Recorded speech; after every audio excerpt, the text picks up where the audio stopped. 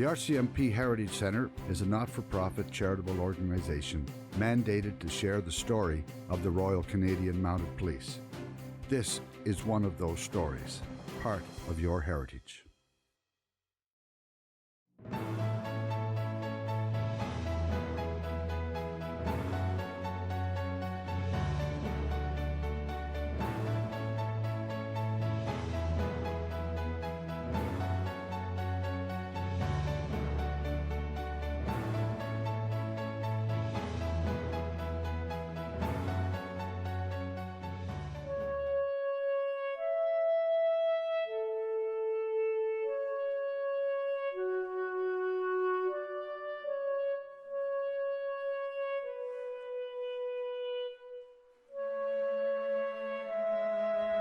How did I come to be a member of the Royal Canadian Mounted Police?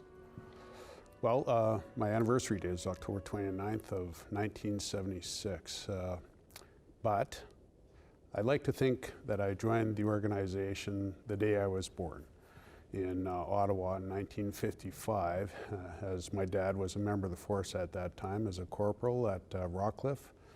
I went on to be a sergeant there in charge of the drill staff. And in 1960, when I was 5 years old, we moved to Regina with my dad to assume the role of Sergeant Major for Depot Division.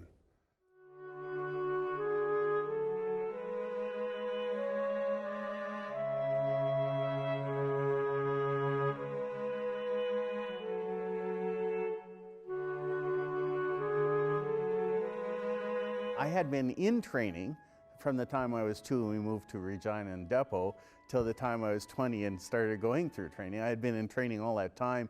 The RCMP taught me to swim and to shoot and to run and do judo and all these other things. So I could make my bed with a hanger when I came to Depot.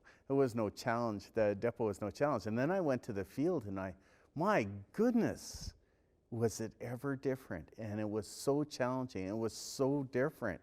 It was so exciting. It was so fun to be out there and solving puzzles and finding the evidence and taking that evidence and putting all the pieces together to find the solution, to find out what really happened.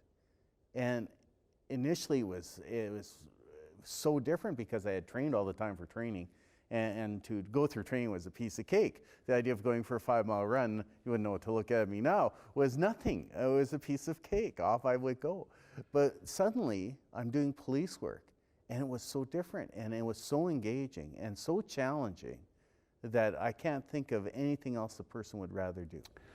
I joined the force when I was 20 years old, and as we grew up, our family grew up at Depot, lived in several houses. We lived in house number 12, house number 81, house number 83, house number 7, 8, and 9. Many of them they tore down after we finished living there. I don't know if that's any kind of commentary. But we were living in house 81, I think, in 1976, and I had been sworn in on the Friday by my father. And on Sunday, I loaded up my 69 Cutlass and I drove about a block down to the guardroom, which was at the bottom of A block in that time, checked in and began my career as a member of the force. I think the role of being a Corps Sergeant Major, as demonstrated early on by Samuel Steele, is one of setting the tempo or pace, setting the example for the men. I think there is always a bit of a disconnect between the way that the young constable views the officer versus the senior NCO. And maybe I'm saying that because my brother's an officer and I'm a senior NCO. I don't know. But I think they look to that senior NCO and that's who they actually model themselves predominantly towards. The culmination of my conversion training, which was represented by my dad giving me my badge, was the end of a journey that I had pursued all of my service, and in fact all of my life. When I was in grade 5, I wrote a poem for school, and it said, my lifelong wish to be a member of the RCMP. I still have that. My dad had it, and he's since given it back to me. And when we had arrived at Depot and were issued from the quartermaster stores our uniforms, I was like a kid at Christmas. And I have a strong sense of history and tradition and deportment with the Mounted Police, and took great care and valued those uniforms and valued them to the day I retired. And I have to tell you that one of my most profound memories was the opportunity I had when my brother was in North Vancouver as a watch commander, and I was traveling and I went to visit him. And so he took his baby brother out along with him on his shift that night. And it was fascinating for me because I had done mostly rural policing in northern Manitoba, and he was doing urban policing, and he specialized in urban policing. And it was fascinating for me to see it was the same but different.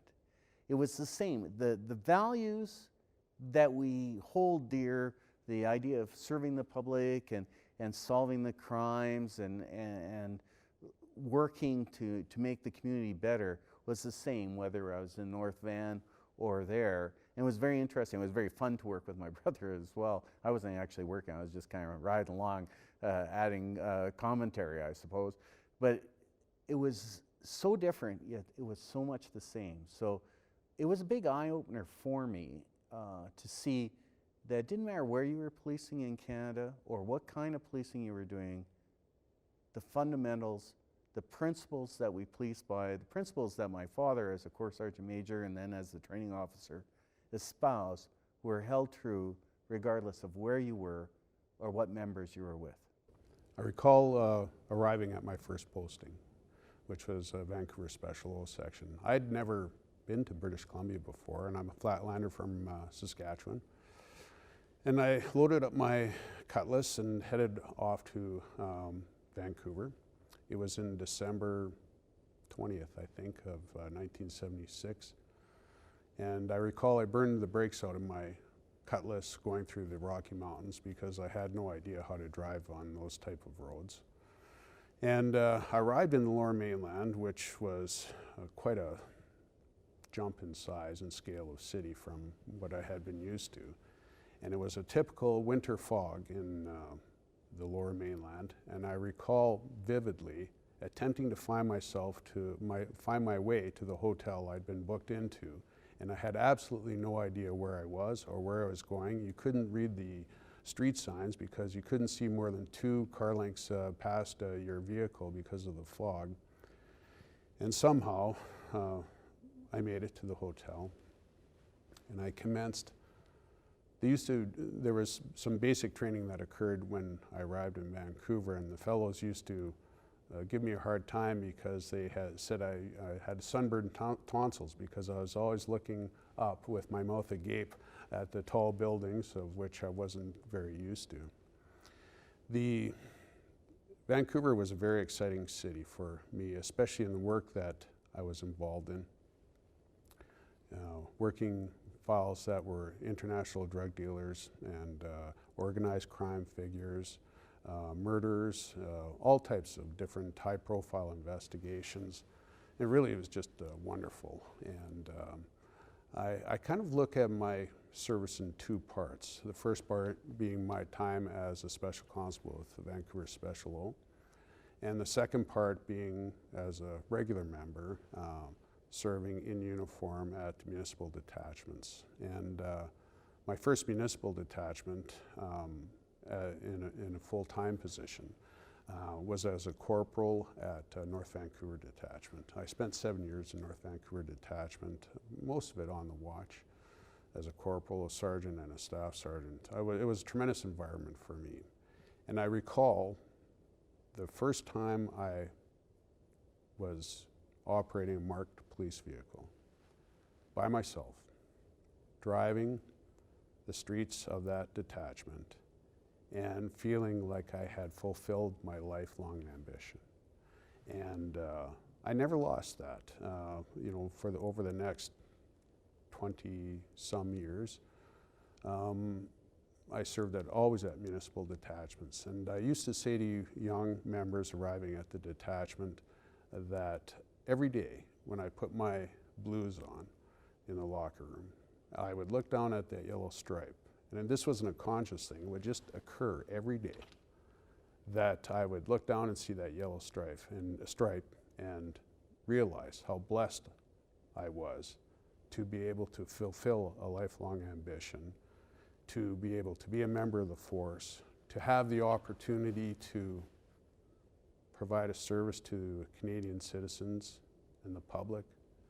One of the things about my first detachment, one of the strongest memories I have of my first detachment is that I arrived 2 days early. And I got situated in my residence, and I was very keen to start. So I wanted to learn the area, so I asked the guys who were working night shift if it would be okay if I tagged along to see what it was all about. And they said, of course. So off we went, and we're driving around. The next thing I know, I'm going to a shooting where a person had escaped from Stony Mountain Penitentiary, had been shot with an AR-15, by some unknown person, and had been found out he had actually staggered to a house and called the police, and that was my first case. That was my first, I didn't know anything. I didn't know, as they used to say, poop from putty, and there I was, and suddenly I'm guarding this person who's been shot while the senior member is starting to put things into place. What an introduction to police work. It was just tremendous. One of the things I enjoyed most about being an officer in charge of a detachment, it gave me the opportunity to meet with every new member who arrived at the detachment. I'd started that practice at Ridge Meadows Detachment, where we would receive about 5 or 6 a year. But when I continued it when we went to Surrey, so I would find myself meeting with between 60 and 70 in some of the big years while I was there. But I used to say to them that they were so terribly fortunate to have chosen policing as a career.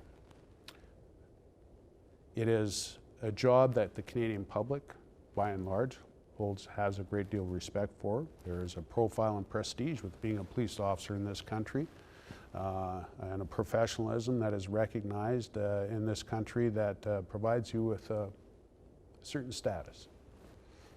The pay is quite good. We are very comfortable in terms of compensation. Being a police officer gives you an opportunity to ride around in a police car, put handcuffs on someone. I don't know how many, it doesn't matter how many times you've handcuffed someone. There's just something that feels good about putting handcuffs on somebody and putting it in the back of the police car. It's a job where you get an opportunity to generate adrenaline. Not every job provides you that. It's a job that provides you with an opportunity to do and see things that most everyone else doesn't get a chance to. Some of those things are very difficult, but it provides a sense of excitement and newness to the job. Every day is different. Every day is something different. Every day there's a new challenge. If you get tired of doing the same thing day to day and you're looking for an adventure or an opportunity to do different things, I can't suggest a better place than the RCMP. Not only do you have the differences in different parts of policing, but you have different locations and you have different opportunities. One of the opportunities I had that, who would think that as a member of the RCMP, I would learn how to do man tracking, how to track people with a tracking stick at night using a Coleman lantern. And I had that training, and I actually did it. I tracked people. I tracked one fellow who had been missing for 2 days for 8 miles at night with a tracking stick. Where else would you get those kind of chances and opportunities and variety? I spent 8 years as the officer in charge of Surrey Detachment. We used to say amongst ourselves that unless you've worked at Surrey Detachment, you can't really appreciate what it's like. And I know I know Surrey, the city of Surrey and the detachment suffers from some perception that it is the Wild West, that it is crime-ridden. That's not true. It has a lot of crime, but it is a large city. It is the principles of policing, the principles that I hold dear, and the things that I think are most important about being a police officer in terms of providing a service to the public, both collectively and perhaps more importantly individually. They are exactly the same at a detachment the size of Surrey as they are, I'm sure, at a detachment with 2, 3, 4 members. It doesn't change. And that's how you build your success, in one contact at a time. Making sure that that person feels well served by the police officers that are responding to their situation, making sure that there's appropriate follow-up, and making sure that the service that's being provided is one that is professional. And you do that, and you recognize where you want to get to, and all of a sudden, you start to gain some momentum, and people get engaged and start to pull in the same direction. And when that happens, and that's what happened, in my view, during my time at Surrey Detachment, then it becomes a wonderful thing, and anything can be accomplished. I've been at the RCMP Academy now, well, my whole life it seems, but certainly I've been posted there for the past 12 years. And over those past 12 years, I've been an instructor, I've been a supervisor, and now I'm in charge of a unit that designs training. And I'm always struck by the family element of people coming through. As I meet with troops, and especially people will mention to me that, oh, your brother's a member and your dad was a member and whatnot. And one would almost think that that was pretty unique, but it's not actually. In fact, it seems that it is a family business, that many are, I would suggest about 30% of the members who come through training now have some tie to the RCMP, where they had an uncle or a parent or a cousin who had gone through and had sold them or talked about their adventures, and that encouraged them to try. The motivation for joining the police force is always interesting to look at. I had one gentleman who was in one of my troops, and it was one of the more profound things that you see in training, and we were dealing with the area of spousal abuse. And his story was so interesting because he got up and he told his troop of how his mother had been beaten repeatedly, and that the RCMP came and took his father away, and that's why he joined. And so the motivation and the interest in why people join the RCMP is so varied, but there is one commonality. Many join because of their family connection to the force. I had the great fortune of being sworn in by my father.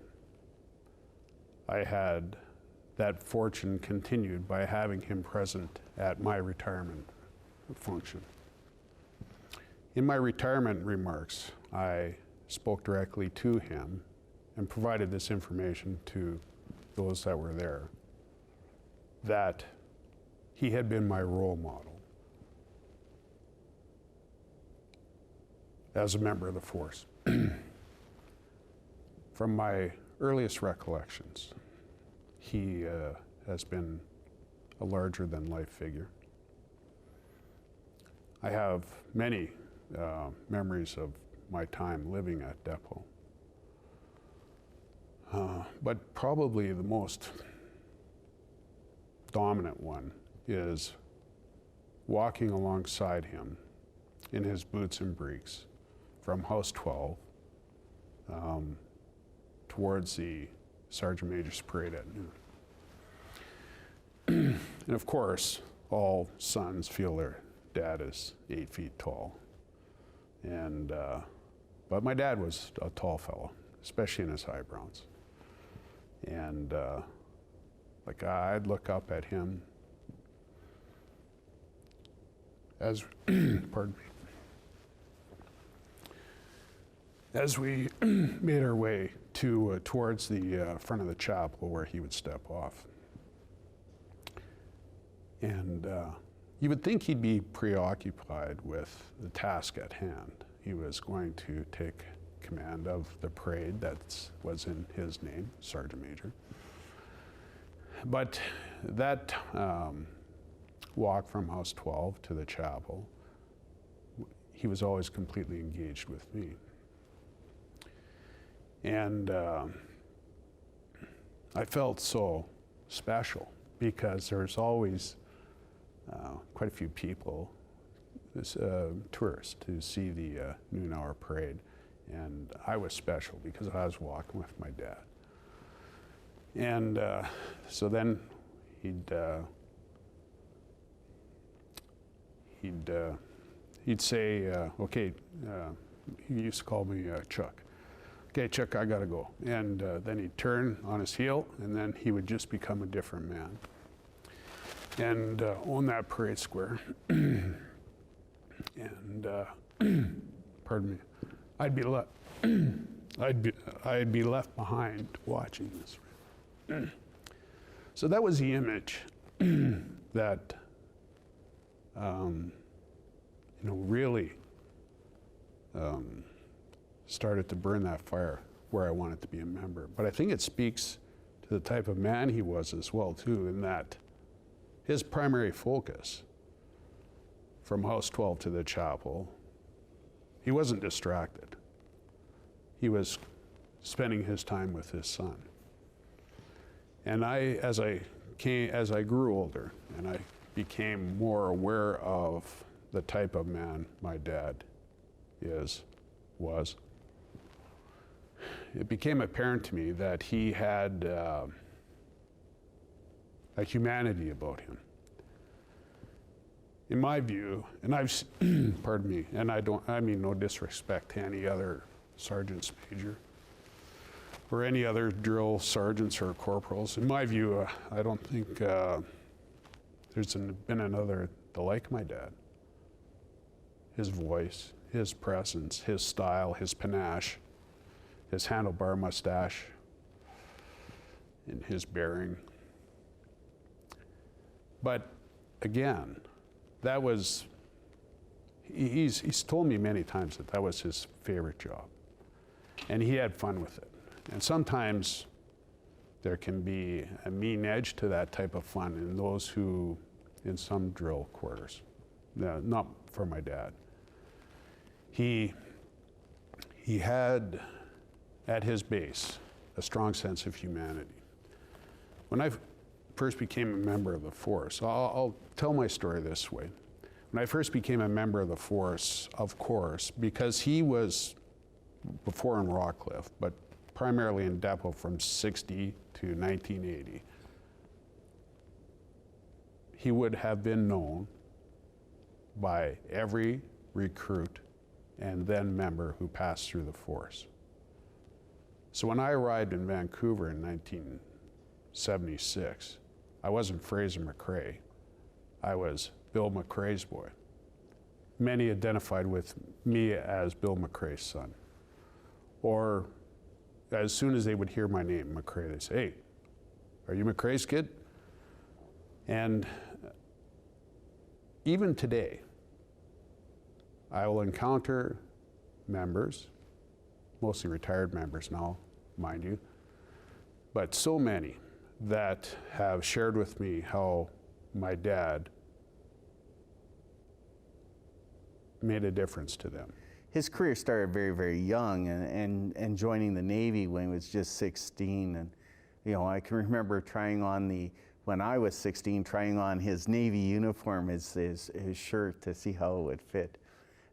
He went overseas for 3 years and had the experiences of being on the North Atlantic on what was called the Murmansk run predominantly, on a destroyer called 𝐻𝑒_RON, guarding the convoys to Murmansk.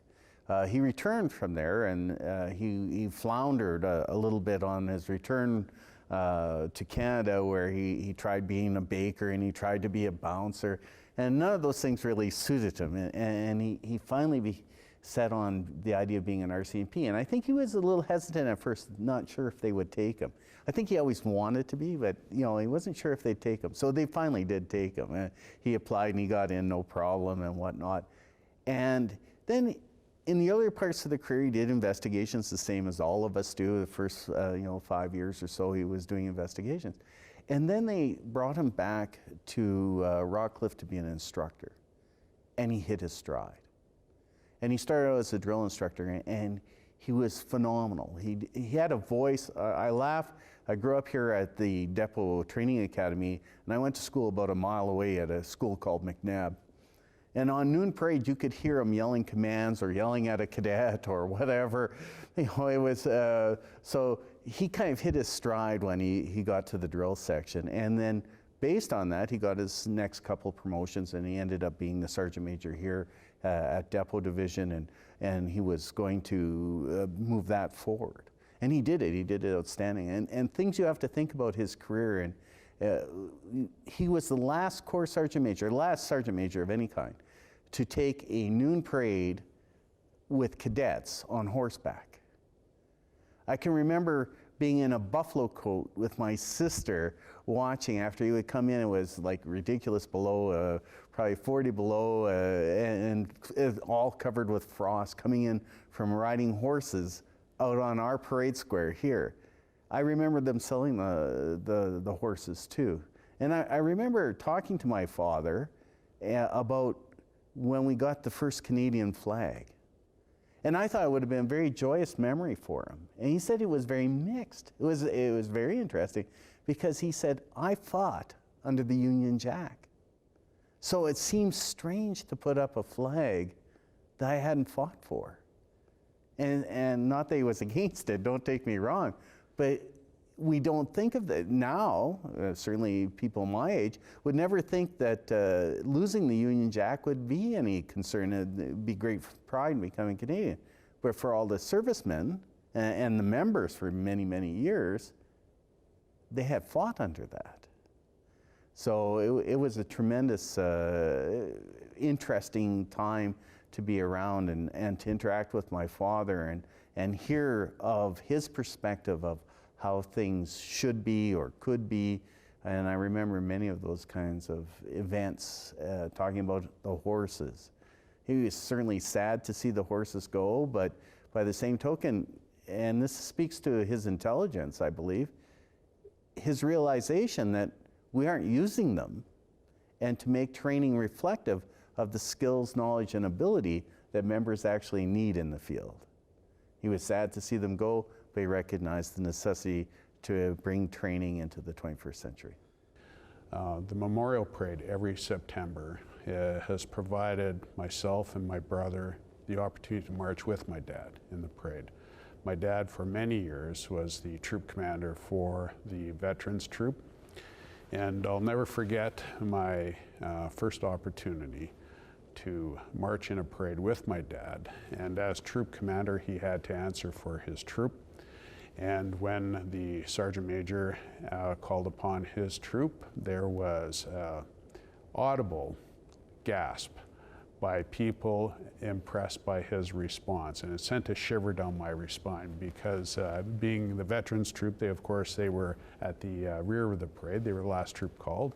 And when he indicated that his troop was all accounted for, Sergeant Major, it was something that sent a chill down my spine.